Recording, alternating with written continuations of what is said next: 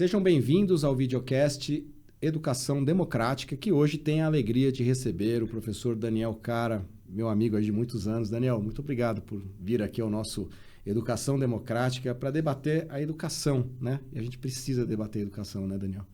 Cara, um prazer sempre te reencontrar e estar aqui no podcast. Esse podcast eu acompanhei a ideia de surgir o podcast contigo, com o Denis. Estou muito feliz de estar aqui, Fábio. Parabéns pelo trabalho que você está realizando e pela coragem de debater educação, porque parece fácil, mas não é. Não é, de verdade. Eu fiquei um tempo afastado dessa cobertura e você, na época, falando de coisa de mais de 10 anos, né? E a gente dialogou bastante, você à frente como coordenador da campanha nacional pelo direito à educação, um trabalho muito importante. E agora, retomando, né? Foi de uma conversa nossa que surgiu a ideia desse videocast. E também te agradeço por isso, porque você sempre foi uma inspiração para mim, assim, né? Tanto pela sua militância na área da educação e o que essa militância já produziu, né? De coisas interessantes para a educação brasileira, que tem muitos desafios, né? Um pouco mais de 10 anos, a gente se reuniu lá nos estúdios da Fundação Padre Anchieta para falar sobre o Plano Nacional de Educação. Um tema que, na época, a gente vivia o governo Dilma e o Plano Nacional estava acabando de ser discutido no Congresso Nacional e eu estive com você em Brasília, onde a gente visitou gabinetes de parlamentares, conversamos com as lideranças, com os integrantes da Comissão de Educação no Congresso. E, no fim, o PNE foi votado e a gente teve um decênio que acabou não cumprindo boa parte das metas, né? Onde as metas não foram cumpridas na sua integralidade, muitas nem foram sequer tocadas, né? E hoje, né, 2025, a gente tem uma nova discussão de um novo Plano Nacional de Educação, né? E eu queria pedir primeiro para você comentar um pouco das perspectivas desse novo plano, se você conseguir traçar um pouco, né, da perspectiva do plano anterior, e se você é otimista em relação a esse novo plano. Bom, vou começar pelo fim. Otimista eu sou sempre, porque não tem como trabalhar com educação e não ser otimista. O otimismo é uma necessidade concreta para a gente lidar com o dia a dia, né? Bom, e tem um aspecto, eu acho que até pedagógico para explicar esse otimismo, né? O Paulo Freire, ele com muita propriedade, é sempre bom lembrar o Paulo Freire, mas vários outros pedagogos também, ou filósofos da educação, pensaram o mesmo. Eles dizem que para você ser um bom professor, você tem que ter fé no aprendizado do aluno. O aprendizado é uma aposta, Fábio. Você vai entrar numa sala de aula e você não sabe se o aluno vai aprender de fato, porque o aprendizado acontece dentro de cada um. De certa maneira, a política educacional é a mesma coisa, é uma aposta. E sendo uma aposta, você tem que tentar colocar as melhores fichas. Nesse sentido, o que nós já temos de tramitação, o relatório do Plano Nacional de Educação saiu nos últimos dias, vai ser votado na Câmara dos Deputados nos próximos dias e provavelmente vai para o Senado com poucas alterações em relação a esse último relatório que foi feito, né? Já com as emendas, a Campanha Nacional pelo Direito à Educação colocou mais de 2.000 emendas, foi praticamente o mesmo desempenho do PNE passado. E depois dessas emendas, teve mais de quase outras 1.000 emendas sobre o relatório do substitutivo do relator, e agora tem um segundo substitutivo que vai a voto. E o que já dá para cravar é que ele não é um plano melhor do que o anterior, pelo contrário, é um plano que tem já uma perspectiva que eu considero mais estruturada de uma compreensão que, se a gente for utilizar a escola francesa, o Foucault, o Dardot, Laval, o Bourdieu, ou a escola marxista, Perry Anderson, outros autores que são referenciais, a gente vai chegar à conclusão de que é um plano que tem uma face mais evidente de um certo neoliberalismo educacional, que é uma marca no mundo, e que o que significa esse neoliberalismo educacional? Estruturalmente, é uma tentativa de impor limites à ampliação dos gastos com educação. Quando eu falo aqui em gasto com educação, se o Lula estivesse aqui com a gente, ele falaria: companheiro, não é gasto, é investimento. Mas em termos de contabilidade... O professor Ladislau falou a mesma coisa. Mas em termos de contabilidade pública, é o gasto, né? O gasto na área de saúde, o gasto na área de educação, cujo dentro do gasto, o que é mais relevante é o custeio, que é o pagamento de salários, essencialmente, né? Vai além disso, mas principalmente o pagamento de salários. E, nesse sentido, na prática, esse PNE é um PNE que vai apontar um caminho que é de menor investimento. Agora, veja, se o PNE é passado com 10% do PIB de educação pública, investimento público na educação pública, de gasto público na educação pública, não foi cumprido, esse que vai incluir também o setor privado tem a chance de ser menos cumprido ainda, até por conta da política de austeridade fiscal que está posta. Então, o caminho do plano é um caminho muito difícil. Você sabe que, para mim, foi tão pesada essa história do plano, a gente ter lutado tanto para construir e ele não se afirmar na realidade, que meu doutorado foi sobre isso, né? E é o doutorado que depois me habilita a ingressar como docente na USP. Eu decidi ser docente por conta da experiência do PNE. Uma experiência que eu considero que foi positiva, nunca a gente debateu tanto o plano, né? É o legado ainda daquela época que está vivo até hoje. Mas tem que entender o porquê do descumprimento. E eu acho que esse é o ponto que não tem nada nesse momento que indique que o plano que está tramitando agora vai ser cumprido. Porque existe no Brasil uma dissonância entre política de educação e política econômica. Enquanto isso acontecer, é impossível cumprir qualquer plano educacional. Veja, quando você disse que foi importante debater, porque quando você fala de debater um plano de educação, você está debatendo a educação, né, na sua, digamos, integralidade, né? Você vai debater, de fato, um plano para a educação para um país, pensando no futuro do país, né? O plano, quando a gente pensa em um plano, a gente está falando de um plano de 10 anos, certo, Daniel? Isso. Né? E como que é o objetivo, para quem não entende disso, né? Para quem está o professor que nos assiste, né? Por que se elabora um plano nacional de educação, né? E quais são os atores que participam dessa elaboração? Bom, primeiro, qual o motivo, né, de elaborar um plano? A Constituição brasileira, no artigo 214, determina que o Brasil deve elaborar um plano. Esse plano vai dar a agenda do Sistema Nacional de Educação. Agora, olha que contradição. O Brasil teve 2 planos pós-redemocratização sem sistema. O 2001-2010, feito no governo Fernando Henrique Cardoso, com forte participação da sociedade civil, e o 2014-2024, que ele é aprovado e sancionado no governo Dilma, mas que a própria presidenta Dilma se sentiu derrotada pelo plano. Tanto é que ela não faz cerimônia de sanção. E a Dilma só não fez 2 cerimônias de sanção. E eu já cobrei ela disso. Ela não fez para o Paulo Freire como patrono da educação brasileira. O Lula cometeu o mesmo erro. O Anísio Teixeira se tornou patrono da escola pública. Ele também não fez cerimônia de sanção. E ela não fez cerimônia de sanção para o PNE porque tinha sido derrotada em diversos aspectos. Quando a gente percorreu o Congresso, era um pouco essa linha, né? A gente conseguir vencer as resistências do governo. O objetivo do plano é fazer com que o direito à educação seja consagrado no Brasil. Como isso não é uma tarefa que pode ser feita de forma imediata, se dá 10 anos para determinar processos, etapas, metas, estratégias para o cumprimento do direito à educação nas diferentes etapas e modalidades. Então, vai significar o quê? Para explicar de maneira bem clara. O direito à educação da creche até a pós-graduação, considerando o princípio da educação ao longo da vida. Então, o público-alvo da educação brasileira são as crianças, os adolescentes, os jovens, os adultos e os idosos. Inclusive, a gente conseguiu agora, incluir os idosos em praticamente todas as questões educacionais, considerando o nosso índice de analfabetismo. Então, o plano ele pretende determinar como que o país vai operacionalizar o direito à educação nos próximos 10 anos. E o plano passado eu considero que é um plano, sob qualquer aspecto, fazendo inclusive a educação comparada com outros países, um plano muito bom, que não foi cumprido, mas foi muito debatido e teve muito controle social.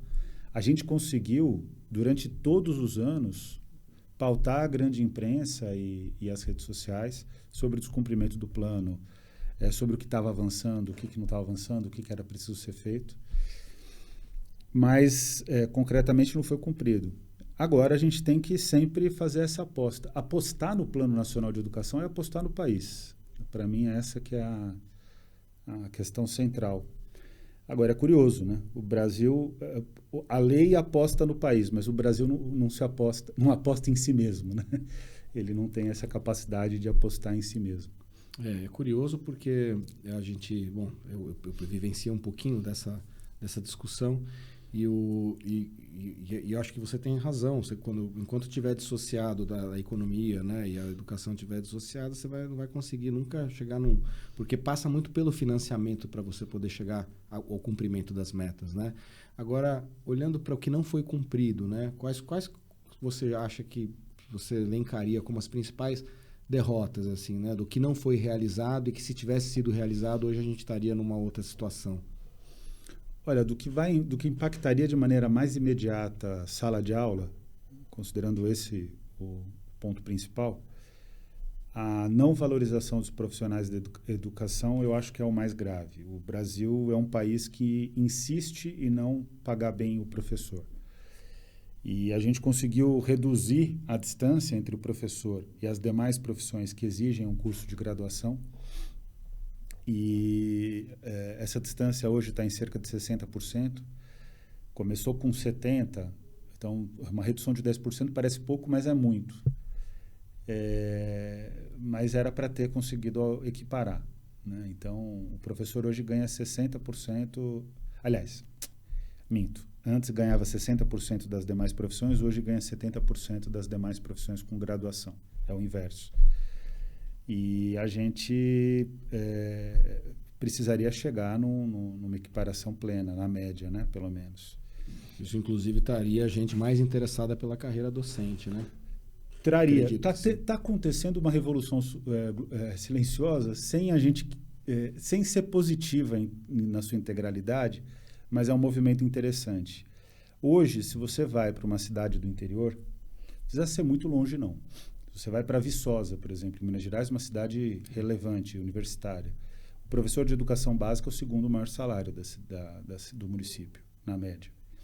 Por quê? Por conta do piso do magistério. Se cumpre o piso, não se cumpre o piso na integralidade, mas o que se cumpre do piso ali já faz diferença. Dourados, a mesma situação. Moju, no Pará, mesma situação. Estou falando de municípios que eu visitei nos últimos anos, ou muito recentemente. Então, o que ocorre? A gente ainda não conseguiu, porque a grande quantidade de professores ela se localiza nas grandes cidades que têm maior custo, né? A gente ainda não conseguiu alcançar um salário adequado na média e nem a integralidade da lei do piso, mas as nossas conquistas já estão gerando um diferencial favorável aos professores. Isso faz diferença. Algo que nunca dizem do modelo cearense, mas que eu considero que é o grande mérito do modelo cearense, porque tem coisas boas que estão sendo feitas lá. Muita gente critica o Ceará sem conhecer, mas é o fato de que se você faz doutorado, por exemplo, depois de 10 anos e é professor da rede efetivo, você vai alcançar um salário de R$18 mil no estado do Ceará. R$18 mil, mesmo em Fortaleza, é um salário extremamente competitivo. Claro. Mesmo aqui em São Paulo. Sim, sim. Né? É um salário competitivo. Então, a gente tem que observar esse movimento que a gente está consolidando, né? Não é um movimento de uma conquista estruturada, mas está avançando. Agora, não foi só isso que não avançou. Não avançou a matrícula em creche, não avançou a questão do ensino médio. As desigualdades regionais continuam muito resilientes. A gente não consegue reduzi-las na medida que deveria. E o que de fato avançou, né? Assim, que eu vejo que a gente conseguiu cumprir, mestrado e doutorado. Isso, de fato, o Brasil tem conseguido formar. O problema é que as pessoas não estão conseguindo emprego. Então, você tem muitos mestres e doutores, mas poucas vagas para eles, né? Quando se fala em aumento de mestrados e doutorados, a gente não se avalia a qualidade dessas formações. Ou dá para dizer que... Em geral, são boas. São boas. O Brasil ele tem, na verdade, na minha opinião, duas vantagens muito estruturadas que ele não pode perder. A graduação pública no Brasil. Eu desafio qualquer país do mundo, qualquer universidade, Ivy League nos Estados Unidos, Princeton, Harvard, Oxford, Cambridge no Reino Unido. Eu desafio a comparar a nossa graduação com a graduação deles, a nossa graduação numa universidade pública. E eu considero que a gente tem uma boa graduação. Talvez perdendo um pouco cada ano que passa em leitura, né, em carga de leitura, mas a gente tem uma ótima graduação. E nós temos bons cursos de pós-graduação. Por quê? Porque tanto a graduação como uma pós-graduação é um funil tão grande que o aluno que entra ele está preparado para ser elevado num patamar superior, né? Ou seja, ao invés de acontecer o que acontece na educação básica, que normalmente o professor é levado a reduzir a exigência da turma, na educação superior você consegue puxar para cima a turma, né? Você consegue exigir mais. Sim, sim. Agora, aí a pós-graduação acaba sendo o resultado disso. A gente perde na pós-graduação porque não escreve inglês. Se a gente escrevesse inglês, se o Brasil tivesse um bom ensino de idiomas na educação básica, a gente teria uma pós-graduação extremamente reconhecida. Relevante, inclusive em revistas internacionais, científicas, né? Muitas publicações que hoje não são, justamente pela dificuldade da língua, né? Da língua. Que foi uma barreira que a China soube romper. Mas com a inteligência artificial, se tem uma coisa positiva, eu acho que a gente vai conseguir equilibrar isso. Agora, o plano nacional ele serve como um norte, né? Ele não obriga o governo vigente a executar, ele tem as suas metas e aquilo serve para nortear. É isso que a Constituição pregava inicialmente, quando fala, temos que ter os planos, né? Porque os planos também foram feitos, o primeiro você falou, né, em 2001, o outro em 2014, né? De uma maneira, acho que quando deu para fazer, né? Assim, aparentemente, né? Pensando na Constituição desde 88, né? Isso é relativo, porque, por exemplo, tem ações na justiça que têm tido ganho de causa que utilizam o plano como estrutura argumentativa. Então, por exemplo, a cidade de São Paulo era uma cidade condenada pela falta de matrículas em creche. Um dos elementos da condenação foi o Plano Nacional de Educação e o Plano Municipal de Educação. Embora ele não gere o que a gente chama de exigibilidade imediata, então o que está no plano não pode ser exigido, ele serve dentro de uma argumentação jurídica para exigências dentro do sistema de justiça. Então, por exemplo, os casos que nós utilizamos, falando do caso da creche. A creche é um direito, não é um direito público subjetivo como é o de 4 a 17 anos, educação obrigatória. O que significa isso? O direito público subjetivo tem duas faces. A primeira, que se a pessoa exigir, o Estado tem que cumprir imediatamente. Se exigir a matrícula dos 4 a 17 anos, essa matrícula tem que ser dada. E a segunda face do porquê que ele é público subjetivo, no sentido de que interessa para o conjunto da população que aquela criança seja matriculada, que aquele cidadão seja matriculado. Sim. Então, a creche não está nesse patamar. 0 a 3 anos está fora desse status jurídico. Só que é direito do aluno. E se ele for exigido, ele tem que ser cumprido. Não com a mesma força e com o mesmo vigor dos 4 a 17, mas tem que ser cumprido. E o Plano Nacional de Educação vai dizer que é 50% das matrículas de 0 a 3. E aí se utiliza esse argumento e várias outras estratégias do plano na nossa ação que condena a Prefeitura de São Paulo. E hoje a gente tem universalização da creche em São Paulo. Verdade seja dita, por muitas contradições, etc., mas é uma conquista da sociedade, né? Sem dúvida. E o plano amparou essa judicialização, né? Exato. Que obrigou a prefeitura a universalizar. Eu acho que o termo foi muito feliz. O termo é amparar. O plano ele dá esse contexto, né? Ele dá um amparo para o processo de exigibilidade na justiça. Esse novo plano, você disse que, comparado ao plano de 2014, ele é mais neoliberal, né? Digamos assim. Ele tem mais influência. Ele tem mais influência, ou seja, você disse que pode ter, então, menos investimento do setor público na educação, né? E onde que a gente vê isso no plano? Onde que a gente está vendo mais essa contenção? Então, o que ocorre? Qual que é o projeto do neoliberalismo educacional? O Brasil investe em educação básica 385 bilhões de reais por ano. Ou gasta, né? Enfim, não vamos ficar aqui... Ou investe ou gasta. Vamos ficar aqui no debate que, no fundo, é muito mais comunicacional. Então, o Brasil ele tem esse volume de custo da educação, 385 bilhões de reais. O que ocorre? A primeira iniciativa do neoliberalismo educacional é evitar que esse volume cresça. Porque se ele crescionar, ele tensiona a dívida pública. Se tensionar a dívida pública, você gera um problema fiscal. Gerando um problema fiscal, você desarticula a confiança no mercado financeiro em relação aos títulos públicos, à manutenção da dívida interna. Então, a primeira iniciativa é conter a expansão dos 385 bilhões de reais. A segunda iniciativa é dizer como esses 385 bilhões de reais vão ser investidos. E aí tem um projeto, que é um projeto, inclusive, curricular, que vai afirmar que o cidadão brasileiro, assim como ocorre nos Estados Unidos, etc., ele precisa incorporar a ideia de que ele é um empreendedor de si mesmo. Eu costumo dizer que para o neoliberal é fácil descobrir o projeto do neoliberalismo educacional quando você observa as redes sociais. Porque o que a gente faz no Instagram? A gente está tentando se vender como produto. No fundo, é disso que se trata. Então, o neoliberalismo educacional, por isso que ele está muito vinculado à reforma do ensino médio. Ele procura criar uma lógica equivocada de que cada um é responsável pela sua própria trajetória econômica, mas em termos de que a pessoa ela é o produto de si mesma. Então, tem essa lógica implementada. Tudo sempre baseado por... Mas é que tá, eu não gosto de falar que é por mérito, porque se fosse por mérito, estava bom. Né? Mas é por uma...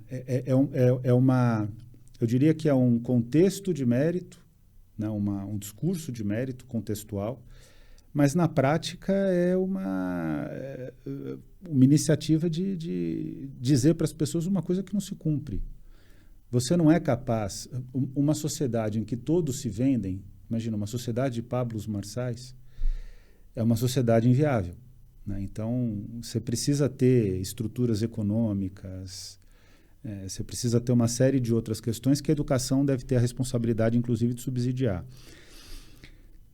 E a outra questão é que, gerenciando esse recurso, então você tem que controlar os 385 bilhões de reais, mas ao mesmo tanto em projeto curricular, em projeto de educação, mas também tem um aspecto de que, gerenciando esse recurso, você dificulta a expansão do gasto. Você busca alternativas para dificultar a expansão do gasto. Então, por exemplo, como que isso pode ser visto no Brasil?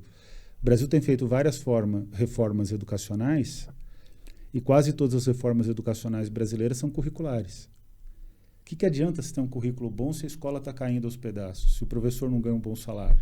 Ele não vai ser implementado. Só currículo não adianta.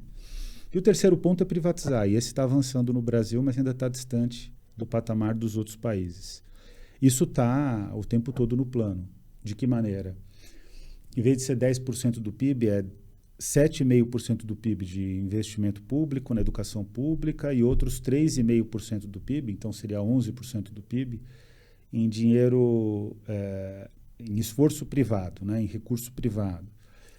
Uma série de emendas e de medidas que criam um contexto para voucher, que é uma estratégia de privatização da educação que ela é vigente hoje no Chile, por exemplo. O Milei está tentando implementar na Argentina. Você tem uma preocupação do que eu chamo de sistema proficiência currículo, né? Que é você fazer a avaliação de larga escala e orientar essa avaliação de larga escala por um currículo que retroalimenta a avaliação de larga escala. Parece que é lógico, mas o aluno que só responde uma prova, não necessariamente ele aprendeu.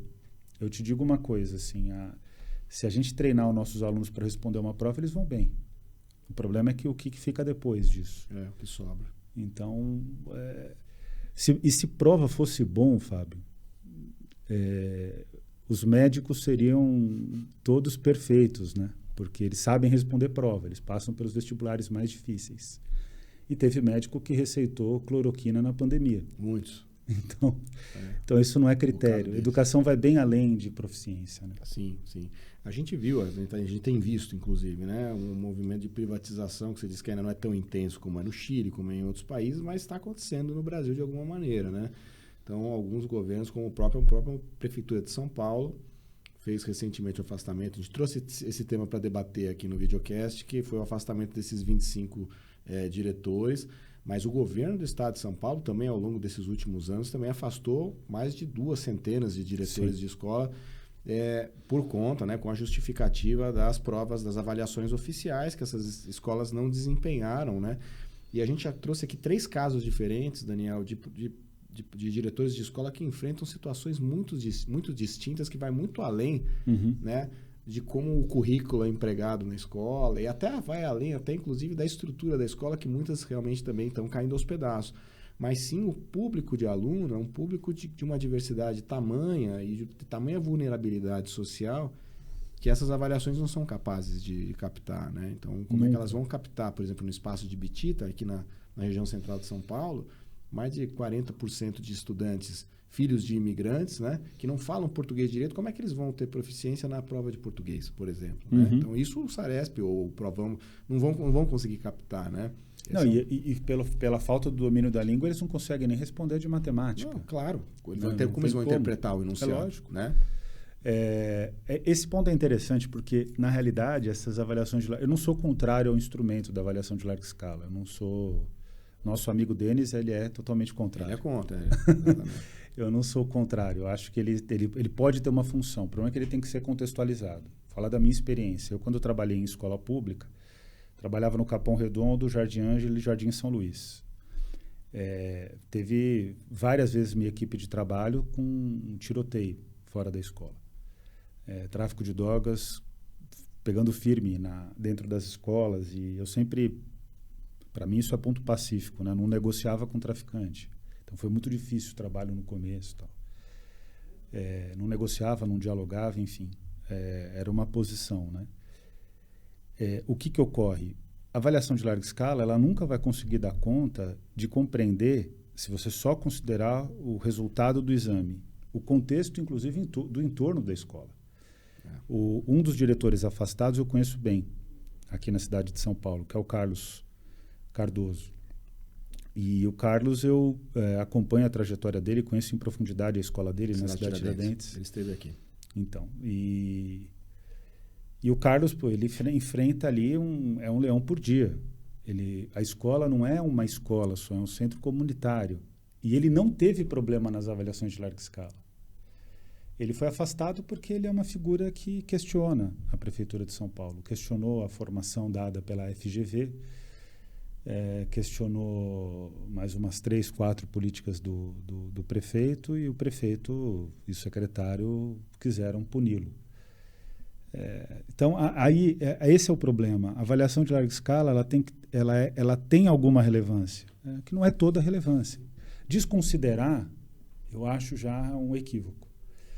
Mas precisa colocar ela no lugar que ela merece. Sim. Tem que saber como ela ela é um pode ingrediente. Ajudar, né? Exato. Como ela pode ajudar nesse diagnóstico, a compreender, e que tipo de ações que podem vir depois da avaliação, que não são ações punitivas, né? Exato. Tem que ser... Né? Eventualmente, assim, punir eu acho, se você contextualiza, muito difícil, né? Porque a pena tem que ser justa, né? E aí, se for para punir, teria que punir o prefeito, o secretário, exato, né? Não o professor, o diretor, etc. Mas, como instrumento pedagógico, elas podem dar um resultado muito positivo, desde que sejam tratadas como instrumento pedagógico. Aí que está, a preocupação não é um instrumento pedagógico, você pegou exatamente o processo, não é um instrumento pedagógico, é evitar a expansão do investimento em educação, ter o controle do recurso da educação e, se possível, privatizar a educação. Sim. Essas são as 3 frentes. Não, sem dúvida. E aí eu imagino a quantidade de grupos de interesse que tem, né, em cima desse orçamento bilionário da educação brasileira. Né? A gente já vê isso no ensino privado, no ensino privado universitário, né? Que já é uma coisa disseminada, com financiamento público, inclusive, de universidades privadas. Imagino se isso se expande de uma maneira mais em larga escala na educação básica. Né? É uma coisa, de fato, preocupante. Daniel, você disse que você fez o doutorado com muita influência do Plano Nacional de Educação, né? A sua pesquisa hoje na universidade, ela tem a ver ainda com o plano? Tem, porque graças ao doutorado eu me aproximo de uma área que estava morrendo no Brasil e que a gente está tentando ressuscitar, que é a economia da educação. Não era a minha área de pesquisa, minha área era financiamento. A diferença, mais ou menos, entre as duas é que a economia ela vai tentar determinar o quanto que a economia de um país vai ser destinada para a educação como promoção da própria economia. Então, ou seja, os 10% do PIB, eles estariam numa lógica menos de é preciso investir 10% do PIB, que é uma preocupação do financiamento, que eu também pesquiso, mas na perspectiva do que, se eu investir 10% do PIB, qual é o retorno que eu vou ter? O que eu consigo gerar em termos econômicos?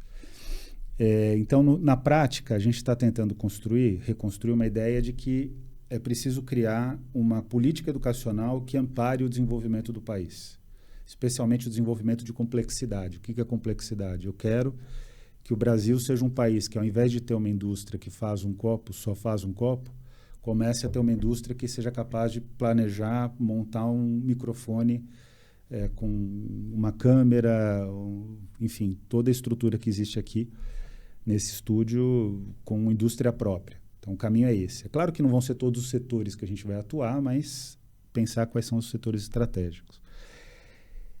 E por que eu vou para a economia da educação? E meu concurso na USP é sobre economia da educação. Porque a minha grande pergunta é por que o PNE não foi cumprido?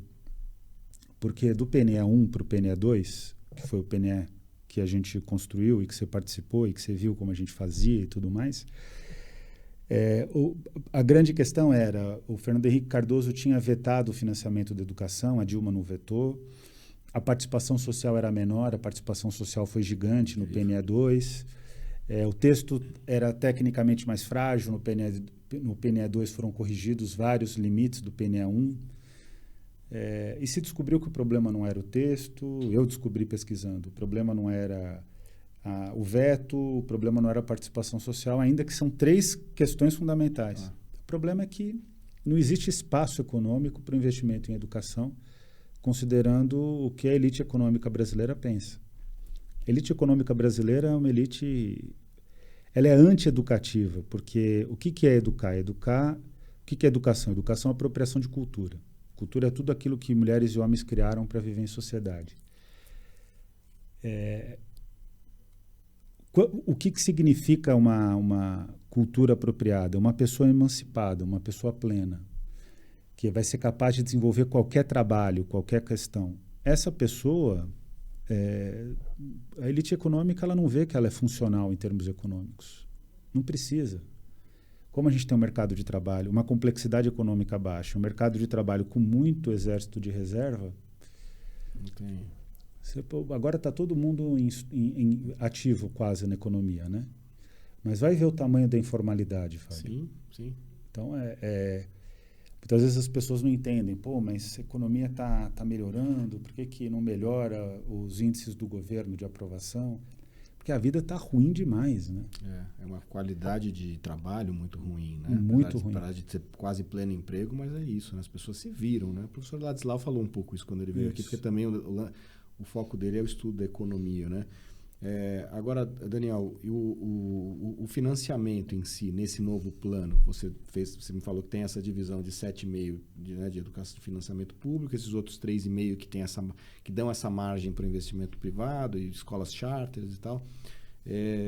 Hoje, pensando em financiamento, teria um número que seria desejável? Era melhor ter mantido os 10% educação, financiamento público? Né? Qual foi a briga da campanha, por exemplo, né? Em relação a isso? A gente sempre foi... O que acontece? Os 10% do PIB era uma questão...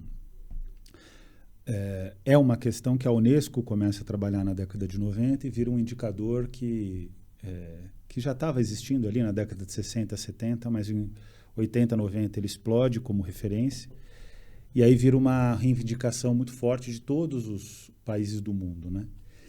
Agora, na Argentina, por exemplo, o Milei está querendo acabar com a lei de educação que faz uma vinculação de 6%.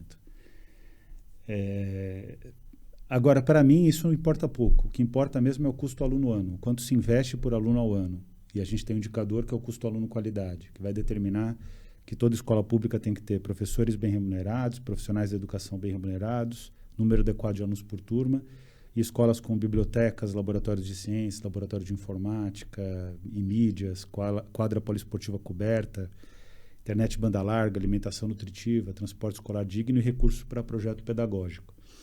Se a referência for o custo aluno-qualidade para as matrículas que nós temos hoje, só as que nós temos hoje, sem ampliar a matrícula e precisa ampliar, a gente precisaria de mais 60 bilhões de reais. Então, as contas vão ficando mais fáceis de serem feitas, né? Uhum. Eu acredito mais nessa perspectiva. Não que eu não esteja defendendo os 10% do PIB, mas seria mais lógico a gente brigar por algo que tem maior efetividade, inclusive, em termos orçamentários. Sim, porque aí você vai ter esse cálculo per capita, né? Praticamente. Exato. Por aluno, né? É por aluno, exatamente. E isso foi incluído agora no Sistema Nacional de Educação, agora votado no Senado, e foi uma vitória. Foi uma vitória. A gente conseguiu, inclusive, travar uma tentativa das fundações empresariais de tentar orientar o CAC por desempenho. E isso é um crime, porque para o aluno ter uma escola digna, ele tem que ir bem numa prova. E foi muito engraçado, porque isso foi numa quarta-feira. Na sexta-feira, eu fui para Florianópolis, a convite da Universidade Estadual de Santa Catarina, a UDESC. E cheguei lá em Florianópolis, antes da minha fala, eles chamaram a comunidade escolar para falar e tinha um menininho de 12 anos. E aí ele estendeu uma faixa escrita assim, ele vai exatamente agora, ali próximo, né, no final de outubro, eles iam prestar o SAEB, né, aos alunos. Aí ele estendeu uma faixa e falou, se continuar boicotando a educação, eu vou boicotar o SAEB. Ele estava querendo criar um movimento. Sim. E aí, na fala dele, ele disse que o secretário municipal de Florianópolis estava exigindo que os alunos fossem bem na prova para ter lanche, para ter quase compra de participação na prova. E ele, como é um menino que, de fato, tem altas habilidades, é diagnosticado, a escola fica com muito interesse dele responder a prova. Ele falou, então se eu sou importante aqui, eu vou falar que eu não quero mais esse esquema de toma lá da cá. Ou seja, o Brasil está substituindo a ideia de direito por uma ideia de recompensa. Esse é o aspecto mais danoso da avaliação de larga escala. E, nesse sentido, se o Sistema Nacional de Educação saísse com custo-aluno-qualidade orientado a desempenho, para você ter uma escola decente, você ia ter que ter uma nota boa. Só que para você ter uma nota boa, você tem que ter uma escola decente. É uma forma muito inteligente de travar a expansão do investimento em educação. Sim. E o tal sistema, esse sistema que foi votado, né? Como que ele se relaciona com o plano? Então, o que a Constituição diz? A Constituição é muito sábia. No artigo 214, isso é um pouco assim, a gente participou da formulação disso, foi uma grande negociação, né? No artigo 214, o que a gente constrói? Na Constituição, que o Plano Nacional de Educação determina a agenda do sistema. O que é o sistema, do jeito que foi aprovado? Eu acho que é uma lei bem na linha do possível. É uma lei frágil, tá? Não vou aqui vender ilusão. Mas o que ela faz? Ela cria uma série de comissões para fazer a gestão educacional. Essas comissões vão ter que ter o plano como agenda. O trabalho delas vai ser implementar o plano. Só que a discussão não pode ser nessas mesas da educação. Tem que chamar o Haddad, que está na Fazenda, por exemplo, para discutir. Tem que chamar o secretário de Fazenda aqui do Estado de São Paulo. Tem que chamar o secretário de Fazenda do município de São Paulo. Quer dizer, falei dos 3 maiores orçamentos do país, né? Mas tem que... Se ficar um debate só na área da educação... Quem é que vai abrir os cofres, né? Quem paga a conta. Quem paga a conta. Sim, esse é o ponto sempre. Sim. Bom, eu queria muito te agradecer. Eu que te agradeço. Se deixar aqui, eu fico aqui até 1 da manhã. Eu queria estender essa conversa. Quem sabe na próxima a gente faz com a participação do Denis também e trazendo um outro enfoque. Mas foi legal porque eu queria justamente nesse papo rememorar as nossas discussões sobre o segundo plano, né? Foi legal você ter apontado as frustrações, mas também alguns avanços que houve, a perspectiva desse plano, como ele se relaciona com a realidade do Brasil hoje. Uma coisa só uma última pergunta que eu ia te fazer, quando você falou da tua migração para a economia da educação e não financiamento, né? É possível fazer essa intenção, né, de transformar o Brasil, de fato, em uma outra coisa por meio da educação? A gente pode fazer alguma comparação com o que aconteceu em países como a China ou como a Coreia, né, que passaram eram países que tinham desafios muito parecidos com os nossos e até mais volumosos, até, né, com populações maiores, como o caso da China, né, mas que hoje conseguem, né, não só fazer os microfones, mas fazem carros, fazem televisores, fazem qualquer coisa, né? A China tá países que se industrializaram nos últimos 30, 40 anos, se mudaram completamente, né? Isso é possível acontecer com o Brasil, você acredita? Para mim, é mais possível o Brasil ter como referência o caso chinês do que o sul-coreano, porque o sul-coreano ele tem um viés muito grande. Ele é estabelecido economicamente no contexto da Guerra Fria e de uma derrota do campo ocidental na Guerra das Coreias. Na verdade, a Coreia do Sul é quase uma concessão, se você for analisar friamente, né? Não foi tão simples ali, né, a situação. Estão em guerra até hoje, inclusive, né? Tecnicamente, exato, eles estão em guerra aí. Então, a Coreia do Sul ela recebeu um fluxo de recurso externo muito poderoso que constrói aquele país que é um país incrível. Eu já visitei, já conheci a Coreia do Sul. Fui para o Fórum Mundial de Educação. Fábio, é um espetáculo a Coreia do Sul. O que eles desenvolveram. Agora, uma sociedade com muitos problemas. Aquilo que se vê nos produtos culturais sul-coreanos, Round Six, naquele filme Parasita, aquilo é real. Aquilo se percebe no cotidiano. As desigualdades, a tensão social. Por exemplo, eu vi uma coisa terrível, uma enorme quantidade no centro de Seul de senhoras que se prostituíam, porque tinham sido abandonadas pelas famílias, né? É uma situação bem assustadora em termos de organização social. O Round Six explica bem. Sim, e o Parasita. Existe uma lógica de disputa, de competição muito, muito pesada ali, né? Agora, a China é um bom caso, porque a China não teve esse fluxo de recurso externo. Ela teve que, para atrair o recurso externo, ela se torna a grande planta industrial do mundo. Fez a mesma coisa que a Coreia do Sul, nesse sentido ela aprende com a Coreia do Sul, que foi aprender a fabricar e com isso a projetar, né? Então, desenvolveu a capacidade de projeto econômico e a China poderia ser uma referência para nós. É claro que o Brasil ele não tem as mesmas condições da China, mas a gente tem outras vantagens que a China não tem. Temos também uma grande extensão territorial, muitos recursos minerais, a China também tem, infinitamente superior em terras raras e tudo mais, mas o Brasil tem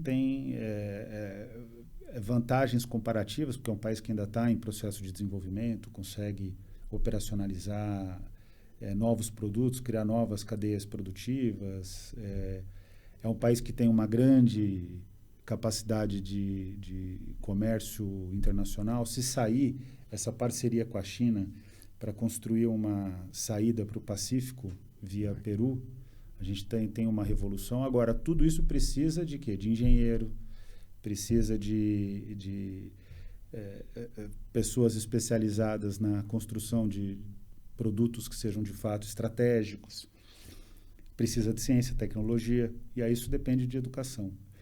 Eu sou diferente de muitos colegas meus que vão dizer que a educação resolve tudo.